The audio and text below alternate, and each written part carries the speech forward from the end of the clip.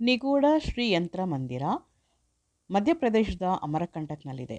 ಅಪೂರ್ಣವಾದ ಶ್ರೀ ಯಂತ್ರ ಮಂದಿರವು ವಾಸ್ತವವಾಗಿ ಶ್ರೀ ಯಂತ್ರ ಮಹಾಮೇರು ಶಕ್ತಿಪೀಠವಾಗಿದೆ. ಈ ದೇವಾಲಯವು 1991ರಿಂದ ನಿರ್ಮಾಣ ಹಂತದಲ್ಲಿದೆ. ಈ ದೇವಾಲಯವು ವಿಶಾಲವಾದ ತೆರೆದ ಪ್ರದೇಶದಲ್ಲಿದೆ, ಸುತ್ತಲೂ ಕಾಡಿನಿಂದ ಆವರಿಸಿದೆ. ಶ್ರೀ ಯಂತ್ರ ಮಂದಿರ 4 ಮುಖಗಳ ಪ್ರವೇಶ ಗೋಪುರ ಹೊಂದಿದೆ.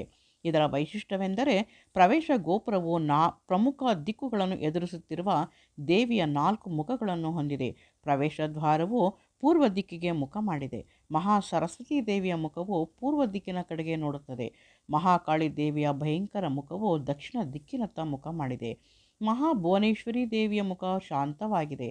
ಮಹಾಲಕ್ಷ್ಮೀ ದೇವಿಯ ಮುಖವು ಶ್ರೀ ಯಂತ್ರ ದೇವಾಲಯದ ಉತ್ತರ ದಿಕ್ಕಿನಲ್ಲಿ ಕಾಣುತ್ತದೆ. 64 ಯೋಗಿನಿಯರ ಸುಂದರವಾದ ಕೆತ್ತಿದ ಆಕೃತಿಗಳು 4 ದೇವಿಯರ ಬೃಹತ್ ಮುಖಗಳ ಕೆಳಗೆ ಗೋಡೆಗಳನ್ನು ಅಲಂಕರಿಸಿವೆ. ಪ್ರವೇಶ ಗೋಪುರದ 4 ಬದಿಗಳಲ್ಲಿ 16 ಯೋಗಿನಿಯರಿದ್ದಾರೆ. ಪೂರ್ವ ಭಾಗದಲ್ಲಿ ಯೋಗಿನಿಯರ ಜೊತೆಯಲ್ಲಿ ಗಣೇಶ ಮತ್ತು ಕಾರ್ತಿಕ್ ಆಕೃತಿಗಳನ್ನು ಕಾಣಬಹುದು. ಇದು ವೃತ್ತಾಕಾರ ಹೊಂದಿರುವ ದೇವಾಲಯ. ಶ್ರೀ ಯಂತ್ರ ಮಂದಿರವು ಮಧ್ಯಪ್ರದೇಶದ ಅಣ್ಣುಪುರ್ ಜಿಲ್ಲೆಯ ಅಮರಕಂಟಕ್ನಲ್ಲಿರುವ ಪವಿತ್ರ ನರ್ಮದಾ ನದಿಯ ಉಗಮ ಸ್ಥಾನದ ಹತ್ತಿರವಿದೆ.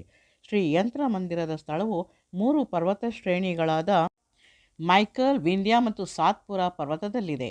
ಅಮರಕಂಟಕ್ನಲ್ಲಿರುವ ಶ್ರೀ ಯಂತ್ರ ಮಂದಿರವು ಶ್ರೀಚಕ್ರದ 3 ಆಯಾಮದ ಪ್ರಾತಿನಿಧ್ಯವಾದ ಮಹಾ ಮೇರು ರೂಪದಲ್ಲಿದೆ. ಶ್ರೀಚಕ್ರವು ಸಂಪೂರ್ಣ ಬ್ರಹ್ಮಾಂಡವನ್ನು ಪ್ರತಿನಿಧಿಸುತ್ತದೆ.